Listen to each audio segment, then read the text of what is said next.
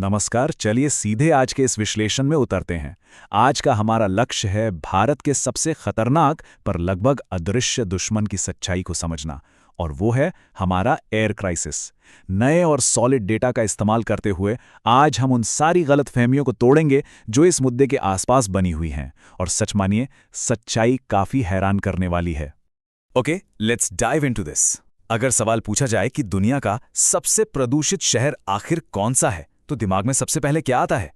शायद दिल्ली, या यूपी और हरियाणा का कोई बड़ा इंडस्ट्रियल हब, या फिर किसी और देश का बड़ा सा मेट्रोपोलिस।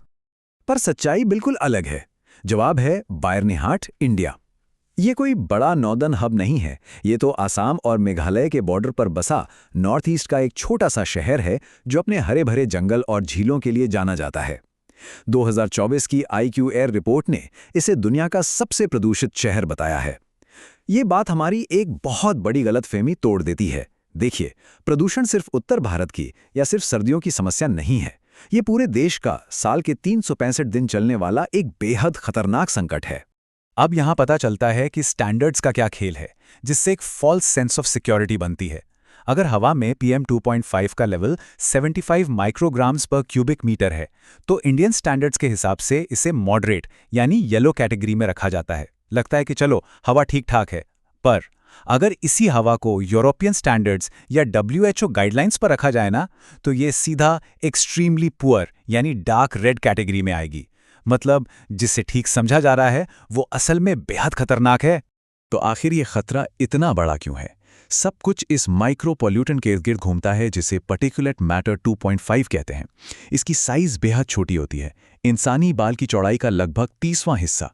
प्रॉब्लम यह है कि जब ऐसी हवा में सांस ली जाती है तो ये पार्टिकल्स हमारी नाक के नेचुरल फिल्टर्स को आसानी से चकमा देकर सीधे फेफड़ों में और वहां से ब्लड स्ट्रीम यानी खून में प्रवेश कर जाते हैं। फिर ये सीधा दिल तक पहुंचते हैं, जिससे स्ट्रोक, एस्थमा और लंग कैंसर जैसी जानलेवा बीमारियों का खतरा सच में बहुत ज्यादा बढ़ जाता है। और ये नंबर देखिए, 5.3 साल। शिकागो यूनिवर्सिटी की एक लेटेस्ट रिपोर्ट से आया ये आंकड़ा बेहद डरावना है। ये बताता है कि एक आम भारतीय नागरिक इस माइक्रोस्कोपिक दुश्मन की वजह से अपनी आयु के लगभग 5.5 साल खो रहा है। मतलब सोचने वाली बात है, जिसे 80 साल जीना था, वो सिर्फ इस जहरीली हवा के कारण शायद 74 या 75 के आसपास ही जी पाएगा। पर बच्चों पर इसका असर तो और भी भयानक है। State of global air report के मुताबिक 2020 में भारत में 1,16,000 नवजात शिशुओं ने पैदा होने के महज 27 दिनों के अंदर ही इस एयर पोल्यूशन की वजह से दम तोड़ दिया। अगर इसको ब्रेक डाउन करें तो ये हर 5 मिनट में एक बच्चे की मौत के बराबर है। ये डेटा अपने आप में एक कड़ी चेतावनी है कि अब इस मुद्दे को किसी भी हाल में नजरअंदाज नहीं किया जा सकता।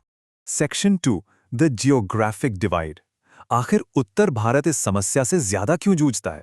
देखिए, इस भौगोलिक विभाजन के पीछे कई कारण हैं।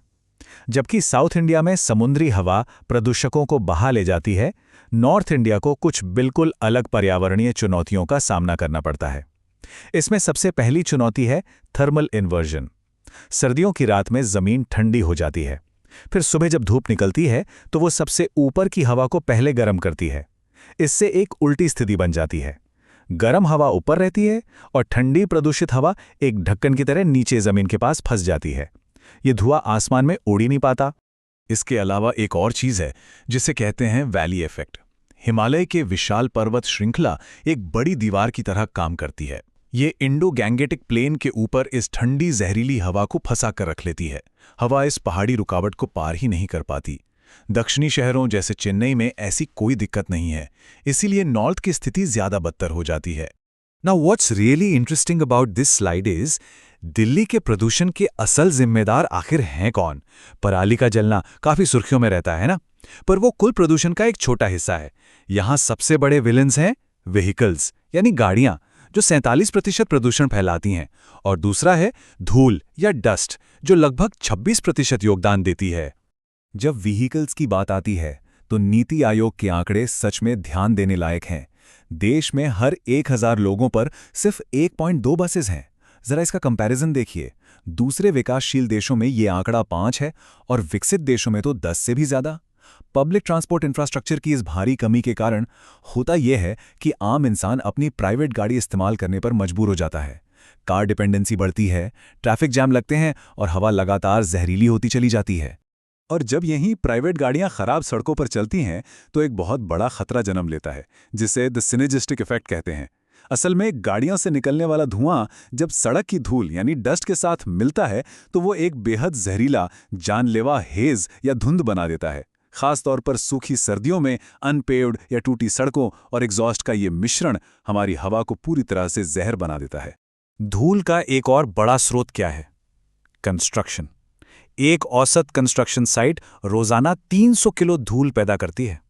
नियम तो ये कहते हैं कि ऐसी साइट्स के चारों तरफ विंड ब्रेकिंग दीवारें होनी चाहिए ताकि धूल ना उड़े, पर सच्चाई में अक्सर बस रस्म पूरी की जाती है और एक छोटी सी चादर लगाकर छोड़ दिया जाता है। नतीजा ये होता है कि ये 300 किलो धूल हर रोज हवा में घुलती रहती है। Let's move to and see how this builds, खासतौर पर पराली यानी स्टबल बर्निंग के मुद्दे पर। आखिर किसान पराली जलाने पर मजबूर हैं क्यों? इसकी शुरुआत होती है 1960s के ग्रीन रेवोल्यूशन से, जिसने चावल की खेती को बढ़ावा दिया, जिसमें बेहद पानी लगता है। फिर ग्राउंड वाटर बचाने के लिए 2009 में सबसॉइल वाटर एक्ट लाया गया। इसने चावल बोने का वक्त मई से हटाकर जून कर दिया। इस छोटे से शिफ्ट से हुआ ये कि अक्टूबर में फसल की कटाई देरी से हुई और किसानों के पास अगली फसल बोने से पहले खेत साफ करने के लिए महज कुछ ही दिन बचे। अब उनके पास सबसे सस्ता और जल्दी का रास्ता सिर्फ एक ही बचा, आग लगाना। तो ये पॉलिसीज से पैदा हुई एक चेन रिएक्शन है। प्रदूषण का एक आखिरी और बहुत बड़ा विलन है इंडस्ट्रियल पोल्यूशन, यानी कारखानों से निकलने वाला धुआं। कोलकाता को ही एक उदाहरण के तौर पर ले लीजिए। वहां के प्रदूषण में लगभग 24.5% हिस्सा सिर्फ इंडस्ट्रीज का है। देश भर में फैक्ट्रीज से निकलने वाला सल्फर डाइऑक्साइड और नाइट्रोजन ऑक्साइड शहरों की हवा को लगातार हर रोज प्रदूषित कर रहा है। Section 3, failed fixes. आखिर इन समस्याओं को सुलझाने के लिए जो पैसा खर्च हो रहा है वो जा कहां रहा है? देखिए, जनवरी 2019 में नेशनल क्लीन एयर प्रोग्राम शुरू किया गया था, जिसका बजट काफी बड़ा था, पर डेटा हमें कुछ और ही बताता है। इस प्रोग्राम का 67% बजट सिर्फ और सिर्फ डस्ट कंट्रोल पर खर्च किया जा रहा है, जबकि वेहिकुलर पोल्यूशन पर महज 12% और इंडस्ट्रियल पोल्यूशन जैसी बड़ी सिस्टमिक समस्या पर 1% से भी कम, सिर्फ 0.6%।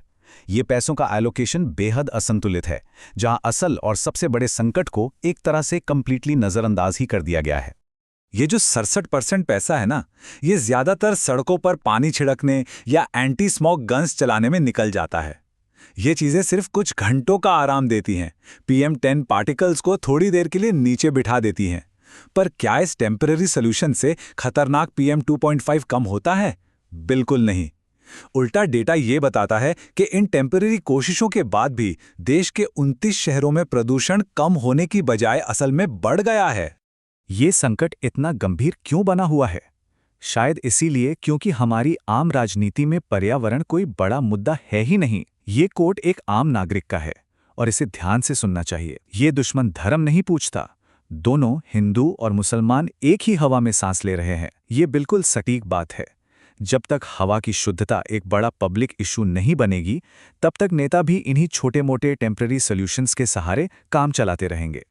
और एक और बात, इस जहरीली हवा का असर सिर्फ हमारी सेहत पर नहीं, हमारी जेब पर भी पड़ रहा है। वर्ल्ड बैंक की 2024 की रिपोर्ट बताती है कि इस क्राइसिस की वजह से देश की इकोनॉमी को हर साल $36.8 बिलियन का भयंकर नुकसान होता है।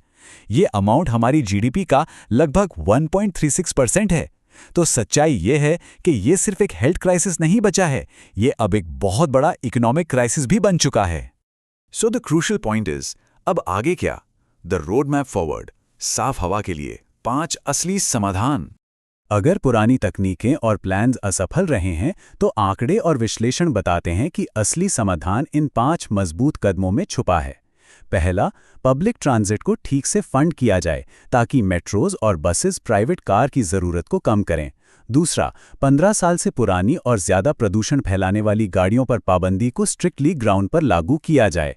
तीसरा, कंस्ट्रक्शन साइट्स पर डस्ट वॉल्स और विंड ब्रेकर्स लाजमी हों और एनफोर्स किए जाएं। चौथा, किसानों को पराली हटाने वाली मशीन्स पर सीधी और पूरी सब्सिडी मिले ताकि उन्हें आग ना लगानी पड़े। और पांचवां, इंडस्ट्रियल एमिशंस के लिए जीरो टॉलरेंस वाली बेहद सख्त पॉलिसीज लागू हों। ये सारे समाधान बिल्कुल मुमकिन है, पर इसके लिए चाहिए दृढ़ इच्छा शक्ति। इस विश्लेषण को एक आखिरी और सबसे अहम सवाल के साथ खत्म करते हैं। क्या पब्लिक डिमांड सच में अर्बन पॉलिसी में किसी बड़े बदलाव को मजबूर कर पाएगी, या ये जहरीला आसमान आने वाली पीढ़ियों के लिए एक नॉर्मल सच्चाई बनकर रह जाएगा? इन तथ्यों पर विचार करना और इस मुद्दे की गहराई को समझना आज सबसे ज्यादा जरूरी है। हमारे साथ इस चर्चा में जुड़ने के लिए बहुत बहुत धन्यवाद।